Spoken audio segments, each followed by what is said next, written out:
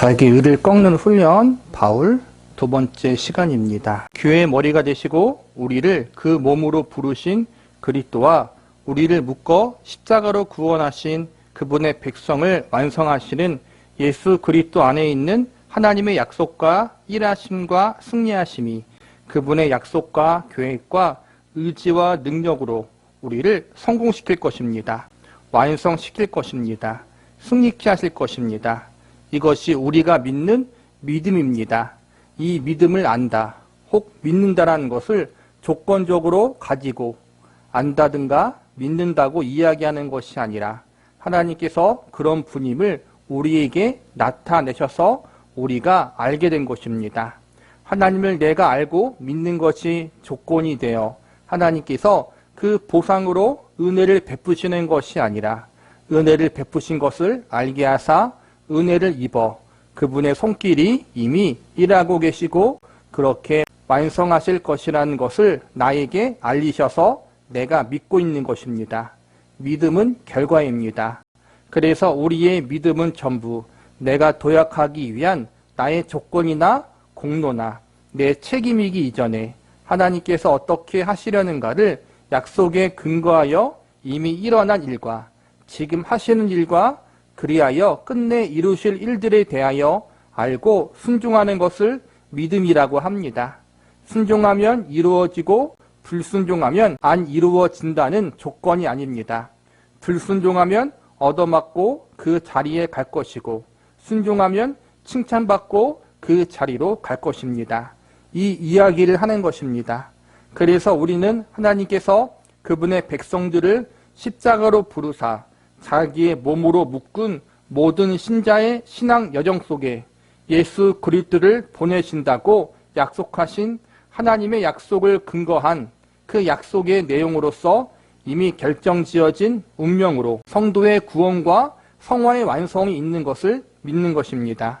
우리 모두가 경험하는 신앙의 실패들과 나는 왜 이 모양 이 꼴인가, 하나님께서 내 기도를 받지 않으셨거나 내 믿음이 약한 것이 아니라 잘못된 것이 아니라 하나님께서 간섭하시는 것을 오해하고 있는 것입니다. 하나님께서는 무엇하고 계십니까? 날 고치려고 하시는데 우리는 다른 곳을 보고 있는 것입니다. 뛰어나갈 준비를 하고 있는 것입니다. 하나님께서 지금 날 만들고 계시는데 참으로 우습게도 우리가 하나님을 위하여 뭘 하겠다는 것입니다. 하나님께서는 밤낮 우리를 만드시고 구원하시고 인도하시는 우리를 목표로 삼고 계시는 것입니다. 우리가 목표입니다. 이 시대와 이 나라는 2차적인 문제입니다. 1차적인 문제는 나 자신이 하나님의 자녀로서 완성되는 것입니다. 그것을 위하여 우리의 인생과 우리가 살고 있는 시대와 모든 이웃들이 있습니다. 우리는 자꾸 하나님께서 우리에게 하시려는 일을 이루기도 전에 뛰쳐나가려고 합니다. 그래서 밤낮 좌절하고 절망하고 하나님께서 왜 이러시냐고 항의합니다. 내가 믿음이 나쁜 것에 책임도 있지만 하나님께서 내 기도를 듣지 않는 탓입니다. 하나님께서도 일하고 계시다는 실감이 안 납니다. 내가 이 나라를 위해서 이 시대를 위하여 일어나고 내 한몸 불사를 마음이 있는데 불러주시지 않습니다. 왜 그렇게 하십니까? 천하보다 여러분 한 명이 중요하기 때문입니다. 하나님께서는 여러분과 씨름하고 계십니다. 일하고 계십니다. 어느 한순간 어느 한 경우에도 하나님께서 여러분을 외면하시거나 간섭하시지 않았던 순간은 없습니다. 성경 어디를 봐도 확실하게 증거되는 하나님의 사랑이요 약속이요 돌보심과 열심입니다. 하나님의 제일 첫 번째 목표와 목적이 무엇이라고 지금 설명하고 있는 거예요? 바로 저와 여러분 자신이라는 거예요. 하나님께서 우리 자신을 훈련시키시고 연단시키시고 성숙시키기를 위해서 우리의 삶 속에 찾아와 간섭하고 있다는 거예요. 그래서 실패가 있고 넘어짐이 있고 연단이 있고 훈련이 있어요. 내가 생각하는 것만큼 모든 것들이 다 잘 되지 않아요. 그래서 우리는 마음 가운데 시험에 들어요. 하나님의 나라와 그 의를 위해서, 이 대한민국을 위해서 이 민족 정말 하나님께 돌아오길 위해 내 한 몸 불사르려고 하는데 왜 하나님께서 내 마음을 듣지 않으시고 내 그 열심인 기도, 생명 바쳐 정말 피토하는 기도를 듣지 않으시고 나는 왜 이 모양 이 꼴로 내 현재의 삶 속에 묶여 있는가? 건강도 좋지 못하고 물질도 어렵고 가족도 어렵고 내가 더 큰 일을 하고 싶은데 내 삶의 현실에 묶여 있는 게 너무 많다라는 거예요. 가정이 묶여 있고 자녀가 묶여 있고 배우자가 묶여 있고 내 삶의 모든 게 묶여 있어서 내 한 몸 건사하기 힘들어요. 더 큰 일을 하고 싶은데. 왜 그래요? 지금 나라와 민족이 중요하긴 중요한데 그보다 앞서서 우리 자신이 먼저 하나님 앞에 변화되어져야 하고 새롭게 되어져야 하고 더 성숙해져야 한다는 거예요. 그게 하나님의 첫 번째 목적인데 우리는 딴짓하고 있다는 거예요, 지금. 그래서 실망이 있고 낙심이 있다는 거예요. 그리고 그걸 통해서 하나님께서 우리에게 깨닫게 하시려고 하는 게 있다는 거예요. 하나님이 원하시는 것은 바로 우리다. 우리가 더 하나님을 알아가고 깊이 깊이 만나는 것이고 닮아가는 것이다. 내가 변화되는 것이다. 세상이 변화되는 것이 아니라 내가 먼저 예수님 안에서 변화되는 거란 말이에요. 내가 변화되면은 저절로 내 가정이 변화되어지고 가정이 변화되어지면은 그 가정을 통해서 또 하나님이 또 새로운 일을 하시겠죠. 순서가 그건데 우리는 반대로 되었다는 거예요. 이 사회를 위해서, 이 나라, 이 민족을 위해서 예수님이 돌아가신 게 아니라 저와 여러분 한 사람을 구원하기 위해서 그리고 저와 여러분을 하나님의 자녀로 바로 세우기 위해서 예수님이 십자가에 돌아가신 것이고 부활하신 거란 말이에요. 우리는 그 우선순위가 반대로 되었다는 거예요. 디모데전서 1장에 가보면 사도 바울은 자기 자신을 잘 이해하고 있습니다. 나를 능하게 하신 그리스도 예수 우리 주께 내가 감사함은 나를 충성되이 여겨 내게 직분을 맡기심이니 내가 전에는 회방자요 핍박자요 포행자였으나 도리어 궁유를 입은 것은 내가 믿지 아니할 때 알지 못하고 행하였습니다. 우리 주의 은혜가 그리스도 예수 안에 있는 믿음과 사랑과 함께 넘치도록 풍성하였도다. 미쁘도다 모든 사람이 받을 만한 이 말이요. 그리스도 예수께서 죄인을 구원하시려고 세상에 임하셨다 하였도다. 죄인 중에 내가 괴순이라. 그러나 내가 궁유를 입은 까닭은 예수 그리스도께서 내게 먼저 1절 오래 참으심을 보이사 후에 주를 믿어 영생 얻은 자들에게 본이 되게 하여 하심이니라. 바울은 자신을 무엇으로 이해했습니까? 자기도 구원받았는데 너희는 왜 못 받겠느냐라는 샘플이었습니다. 그러면 은혜의 구원에 있어서 샘플이 뭐냐 하면 그중 못한 사람일 것입니다. 우리가 구약을 읽으면 모세를 높이고 다윗을 높이고 신약을 보면 베드로를 높이고 바울을 높이고 하는 데에 대해서 성경이 말하는 말씀은 여러분이 모세만 못하지 않고 베드로만 못하지 않다는 것입니다. 모세나 바울은 위대해서 쓰임받은 것이 아니라 제일 못했기 때문에 하나님께서 그를 쓰심으로 우리 모두에게 너희는 이 사람들보다 나으니까 걱정하지 말아라 하고 모델을 세우신 것입니다. 이것이 성경의 증언입니다. 이것이 복음입니다. 여러분 모두가 신앙생활을 할 때 하나님께서 하시는 손길을 못 보고 있어서 지금 이렇게 되어 있는 것입니다.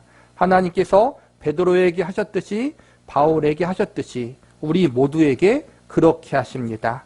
저들을 사랑하사 하나님의 진정한 복으로 이끄시기 위하여 저들의 은혜 입은 장애물, 자신을 근거로 하려는 자기 의를 꺾으셔야 했던 것처럼 우리 모두에게 그렇게 하고 계십니다.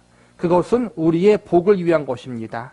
하나님께서는 우리의 평생과 인생과 모든 삶의 여정에서 이 일을 아브라함에게나 모세에게나 다윗에게나 베드로에게나 바울에게나 하셨던 것처럼 우리에게도 하고 계십니다. 여러분 모두에게 하고 계십니다. 여러분이 모세와 바울을 부러워할 것 하나도 없습니다. 여러분은 그들보다 더 나은 사람, 아니 비교할 수 없는 하나님의 최고의 사랑과 의지의 인도하심과 간섭을 받고 있다는 것을 기억해야 합니다. 그래서 이것을 어디로 끌고 갑니까? 만세의 왕 곧 썩지 아니하고 보이지 아니하고 홀로 하나이신 하나님께 존귀와 영광이 세토록 있어지이다. 아멘. 잘못 가면 아니 왜 그것도 못해라고, 잘 가면 동일한 원리의 표현을 뒤집어 제가 뭘 했겠어요? 하나님의 은혜죠라고 겸손을 떨며 잘난 척합니다. 후에 겸손을 떤 사람이 다시 위인이 됩니다. 그 이야기가 아니라는 것입니다. 바울 이야기는 난 정말 못난 놈이었다. 하나님만 영광을 받으실 뿐이다. 하나님께서는 나를 구원하셨고 너희를 위하여 나를 본으로 삼으셨다. 나 부러워하지 마라. 오늘 모든 성도에게 말하는 것입니다. 잘 생각해 보십시오. 하나님께서 어떻게 일하고 계시는지, 누구를 위해 누구를 위하여 그 아들을 보내셨는가, 그 아들을 주신 분이 그 아들과 함께 왜 모든 것을 은사로 주지 아니하겠는가를 지난 장에서 찾아봤습니다. 그걸 놓치지 마십시오. 하나님께서 여러분에게 간섭의 손길을, 사랑과 최고의 열심을 한순간도 약화시킨 적이 없다는 것을 우리가 놓치고 있습니다. 무엇 때문에 놓치고 있습니까? 예수 그리스도 안에 있는 믿음으로 사는 우리의 신앙생활이 형통과 승리와 보이는 증거들로 채울 것이라는 우리의 잘못된 기대가 성경이 우리에게 약속하고 예수 그리스도 안에서 이루고 있는 하나님의 간섭하시는 손길을 놓치게 했던 것입니다. 여러분이 모르고 있다고 하나님께서 안 하시는 것이 아닙니다. 이제껏 해오셨습니다. 여러분이 가졌던 여러분의 신앙에 대한 선택과 그 절망과 낙심을 이제 다시 생각해 보십시오. 그렇게 한 것은 여러분을 꺾은 것입니다. 그래서 여러분이 입 다물고 이렇게 조용해졌습니다. 제대로 하나님께서 하셨습니다. 여러분이 그것을 절망으로 느낀 것만 틀린 것입니다. 성경에 나오는 믿음의 위인들, 믿음의 선진들, 우리가 앞에서 배웠던 다윗, 베드로, 지금의 바울, 우리는 이들을 부러워하고 이들이 승리하고 형통하고 성공했다고 우리가 보고 있는데, 물론 신앙적인 부분에서, 영적인 부분에서 이들은 승리했고 성공했어요. 형통했어요. 그런데 우리가 생각하는 것과 다르다라는 거예요. 성경에서 형통은 고난이 없는 것을 말하는 것이 아니라 고난과 환난 중에 하나님이 함께하는 걸 의미하거든요. 우리가 생각하는 그런 성공, 육적인 성공과 승리가 그들에게 있었던 것이 아니라 오히려 고난이 있었고 핍박이 있었고 육체적인 눈으로, 육신의 눈으로 볼 때에는 실패가 있었다라는 거예요. 그런데 하나님이 그걸 통해서 그들에게 알려주신 것은 뭐냐면은, 그걸 통해 그들 자신을 의지하는 것이 아니라 하나님만 의지하겠다라는 거예요. 베드로는 3번 부인했고 사도 바울은 스데반을 죽이는 일에 앞장섰고 그런 과거 이력이 있었어요. 그런 그들을 하나님이 하나님의 일꾼으로 쓰신 것은 분명히 하나님의 은혜예요. 그들에게 어떠한 조건이 있어서 쓰신 것이 아니라 하나님의 강권하신 은혜와 사랑으로 쓰임받은 것이고, 하나님께 부름받은 이후에도 그들은 역시 여러 실패가 있고 넘어짐이 있었고 안됨이 있었지만, 고난이 있었지만, 그럼에도 불구하고 하나님이 그들을 끝까지 사용하셔서 하나님이 원하시는 자리에까지 이끄셨어요. 이것은 그들이 잘해서가 아니라 하나님의 은혜가 조건이 되어서 그들을 끝까지 이끌고 갔던 거란 말이에요. 우리도 똑같이 하나님이 그렇게 훈련시키고 있다는 거예요. 우리의 자랑과 우리의 어떠한 의를 잘난 척하지 못하도록, 교만하지 못하도록, 우리의 입을 다물게 하도록 우리를 훈련시키고 있다는 거예요. 내가 기도했더니 하나님이 다 응답하셨다. 내가 작정했더니 하나님께서 다 나에게 복 주셨다. 내가 기도했더니 우리 자녀가 좋은 대학 가고, 작정했더니 남편이 승진하고. 우리는 그런 간증을 가끔 듣잖아요. 우리도 처음엔 다 그랬어요. 처음 예수님 믿을 때는 다. 그렇죠? 근데 우리가 살면서 안 돼요. 창피해서 말할 수 없는 인생을 살게 만들어요. 우리의 삶을. 왜 그렇게 할까요? 우리에게 자랑을 만들지 않기 위해서 하나님이 그렇다는 거예요. 우리의 자랑은 하나님과 예수님이라는 거예요. 우리는 우리의 기도의 응답을 자랑하게 되고 우리가 열심히 했던 걸 자랑하려고 하고 하나님이 그거를 꺾어 놓으셨다는 거예요. 그래서 우리는 지금 할 말이 없어요. 하나님, 사람들 앞에 할 말이 없어요. 그냥 하나님의 은혜가 전부입니다. 그 말밖에 할 게 없다라는 거예요. 그렇게 사도 바울도 베드로도 하나님이 그렇게 만드셨고 우리의 삶도 그렇게 이끌고 갔다라는 거예요. 우리의 의를 꺾는 훈련, 이것을 하나님이 하고 있다라는 거예요. 이게 하나님이 나와 함께하는 증거라는 거예요, 여러분. 내 의를 꺾고 내 자랑과 내 공로를 꺾어서 하나님만, 예수님만 높이고 그분만 이야기하고 자랑할 수 있도록 우리를 만들고 있다는 것. 그래서 육신의 눈으로 볼 때는 고난이고 환난이고 어려움이 있고 실패가 있고 낙심이 있고 잘 안 되는 것 같고 기도대로 안 되는 것 같고 그런 것이 있어요. 그런데 그게 바로 하나님의 간섭하심이고 일하심이라는 거예요. 하나님께서 여러분의 의가 되셨습니다. 우리 모두가 은혜를 입은 자입니다. 우리의 힘과 우리의 필요는 예수 그리스도 안에만 있습니다. 우리는 절대로 내가 너와 다른 것 같은 식으로는 어느 사람도 어느 일도 판단하지 않아야 합니다. 하나님께서 예수 그리스도 안에서 사람을 대하시는 것 같이 사람 앞에 서야만 합니다. 자신 없으면 입 다물 것입니다. 하나님께서 어찌하나 지켜보실 것입니다. 그래서 고린도전서 1장의 시작이 이렇게 나옵니다. 형제들아 너희를 부르심을 보라. 육체를 따라 지혜가 있는 자가 많지 아니하며 능한 자가 많지 아니하며 문벌 좋은 자가 많지 아니하도다. 그러나 하나님께서 세상에 미련한 것들을 택하사 지혜 있는 자들을 부끄럽게 하려 하시고 세상에 약한 것들을 택하사 강한 것을 부끄럽게 하려 하시려. 하나님께서 세상에 천한 것들과 멸시받는 것들과 없는 것들을 택하사 있는 것들을 폐하려 하시나니 이는 아무 육체도 하나님 앞에서 자랑하지 못하게 하려 하심이라. 우리를 자랑하지 못하게 하신다는 말을 오해하지 마십시오. 하나님께서는 자존심이 강해서 사람들이 잘난 척하는 꼴을 못 보신다는 의미가 아니라 우리가 만든 것으로 만족하는 정도로는 하나님께서 못 참으시겠다는 것입니다.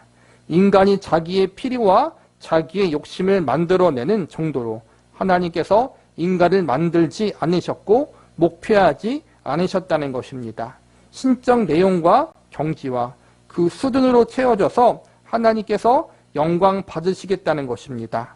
우리가 우리를 자랑한다는 것은 내가 가진 것으로 내가 만들 때 자랑하는 것이 아닙니까? 내가 만들 때 남을 공격합니다. 나는 했다. 라는 이 싸움을 하지 마십시오. 왜냐하면 신자란 인간이 만든 것으로 가지는 자가 아니라 하나님께서 주시는 것으로 채우는 자입니다. 우리가 만들 수 있는 수준은 하나님께서 만드신 작품이 아니요 그분의 아들을 주셔서 구원한 경지가 아니란 말입니다. 하나님께서 그것을 못 참으시는 것입니다. 이것이 우리가 바라는 것들이요 우리가 자랑할 수 없는 이유들인 것입니다. 너희는 하나님께로부터 나서 그리스도 예수 안에 있고 예수는 하나님께로서 나와서 우리에게 지혜와 의로움과 거룩함과 구속함이 되셨으니 예수 그리스도께서 우리의 지혜시요 의로움이시요 거룩함이시요 구속입니다. 이제 신자는 예수 그리스도의 영광이 내 자랑입니다. 예수 그리스도의 영광을 우리는 만들어내지 못합니다. 거룩할 실력이 없습니다. 신적 경지에 갈 실력이 어디에 있습니까? 성도들은 예수님이 그의 보상이요 영광이요 은혜요 구원입니다. 그래서 어디로 갑니까? 기록된 바 자랑하는 자는 주 안에서 자랑하라 함과 같게 하려 함이라. 왜 주 안에서 자랑하라고 합니까? 우리가 만들어내는 것이 아니기 때문입니다. 주 안에서 약속된 하나님의 선물들과 복주심을 자랑하라는 것입니다. 그래서 분명한 하나의 결론에 도달합니다. 우리 모두의 신앙 고백과 열심과 헌신에 대하여 하나님께서는 응답하셨다는 사실들입니다. 여러분이 느낀 절망과 낙심들은 여러분의 의와 근거들을 뽑은 것으로서 작용해야 옳은 것입니다. 하나님께서 그렇게 여러분의 복을 위하여 약속하신 구원의 완성을 위하여 이제까지 일해 오셨습니다. 여러분은 헛고생한 것이 없습니다. 이제 여러분이 채우셔야 할 것은 이것입니다. 즉 예수 그리스도 안에 믿음이 신적 약속과 신적 충만과 신적 경지의 믿음의 내용들로 여러분을 채우셔야 하는데 그것은 우리 안에 있지 않고 예수 그리스도 안에 있습니다. 이것을 예수 안에 믿음 가운데 산다라고 이야기하는 것입니다.